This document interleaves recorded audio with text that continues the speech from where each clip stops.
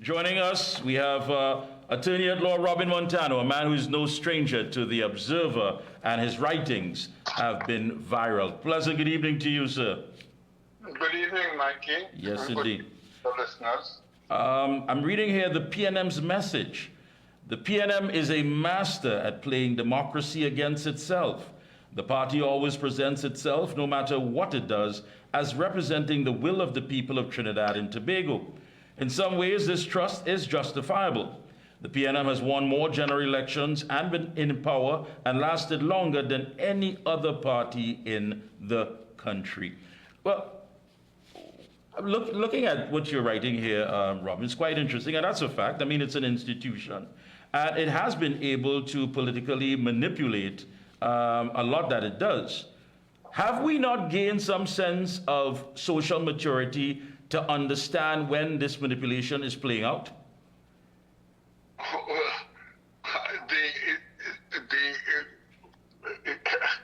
I don't know how to answer that because the answer would seem that no. I think that the short answer to that question is no. The evidence does not display that we have got any kind of maturity. The voting in this country is largely racially driven, and the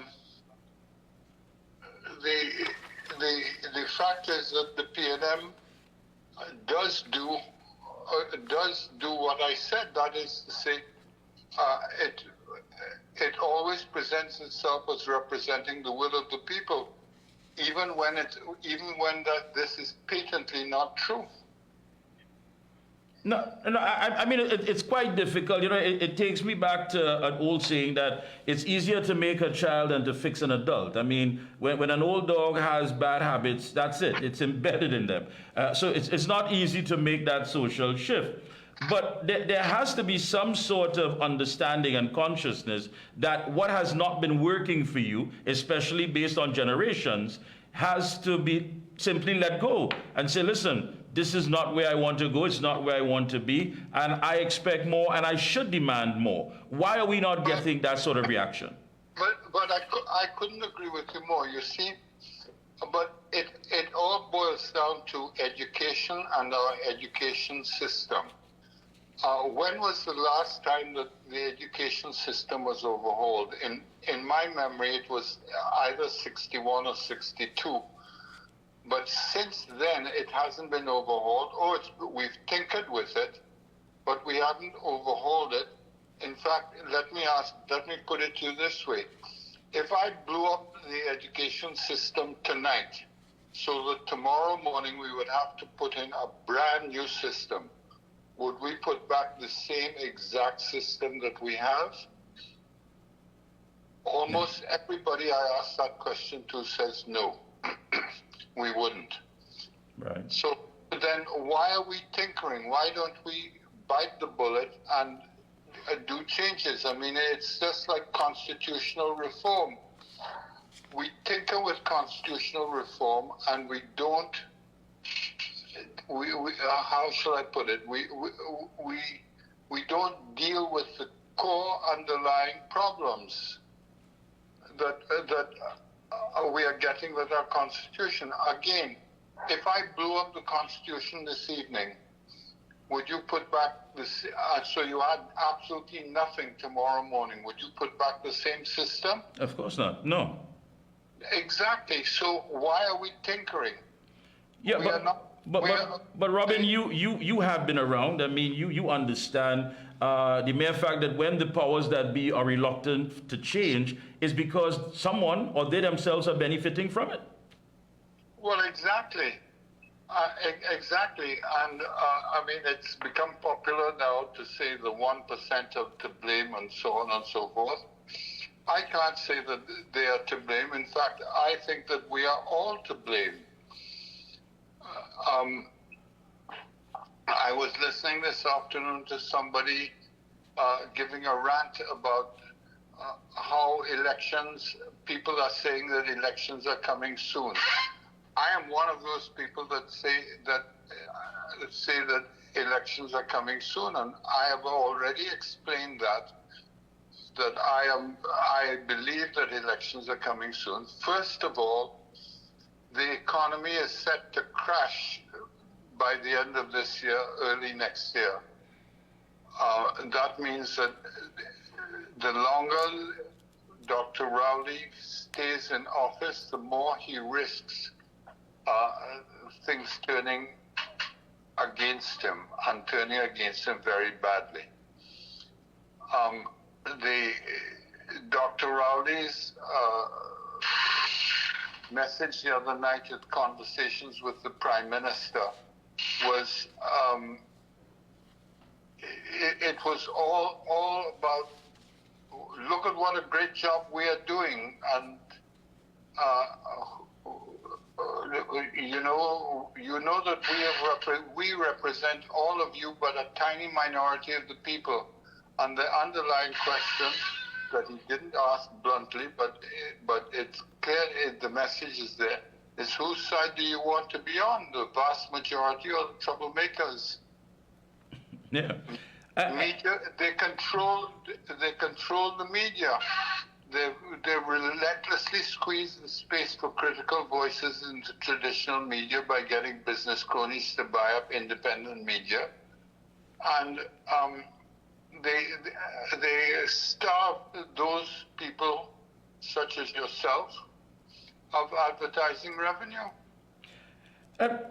I want to look at this here. And yeah, you were one of the first persons that said that an elections is coming. Earlier this week, this Monday, at the UNC Cottage meeting in Pointe-a-Pierre, the opposition leader, political leader of the UNC said, "We must remain laser focused on the enemy and not each other. Our mission is to win the next general elections and bring about safety and security. If anyone is not with you, they are against you and are surely working with the PNM." Now, very strong language. And she also mentioned about opposition forces should not be fighting against each other. They should be, keep on the political target, which is the current administration. And I want to ask you straight out, what makes an effective coalition? Well, the first question is this. The answer to that is this. What is politics about? Why do we have politics? Why do we have government? There's only one reason, and that is to make life better for the people. Full stop. Punto final. There is no other reason. So when you ask, well, what can the government, what does she expect? And look how she says we must be laser focused and so on, and we shouldn't be fighting each other. I couldn't agree more. But, I look at it and I say that, look, come and tell me exactly how you're going to make my life better. What are you doing for me? It's not what I know what I'm doing for you. When I dip my finger in ink and I vote for you, I'm giving you a nice fat job with a nice fat salary and everything else, with all kinds of perks and so on. So I know what I'm doing for you. But the quid pro quo is, or it's supposed to be, what are you going to do for me? And by me, I mean the general public. Now, we seem to have lost that. And we don't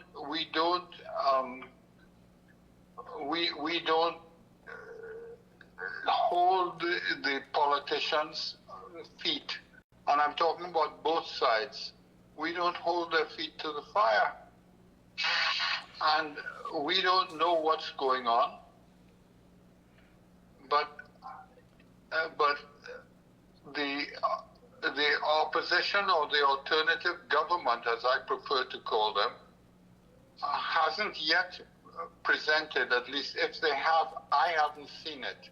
So let me apologize in advance if they have said how exactly they plan to fix this country.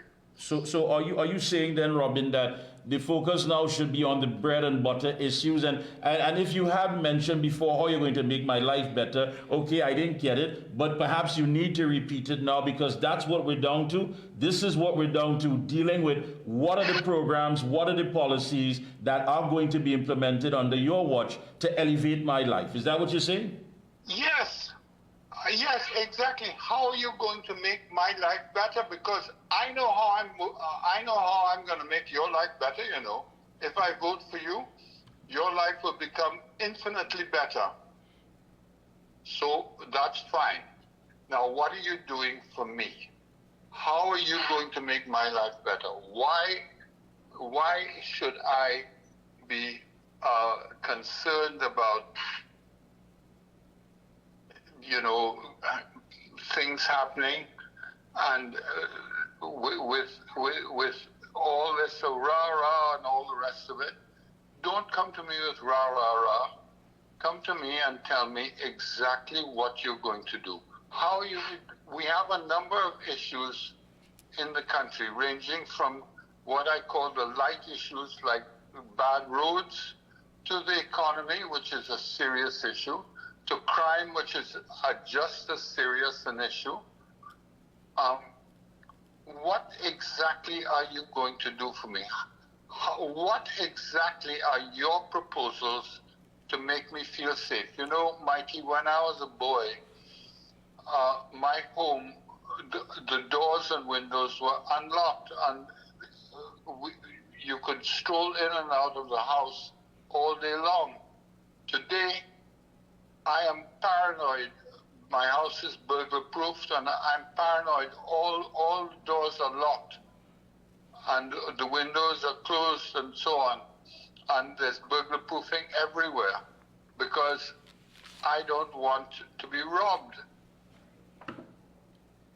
Yeah. And I understand that quite clearly. I mean, you're talking about what's going to happen as far as the economy, as far as healthcare, as far as infrastructure, as far as education.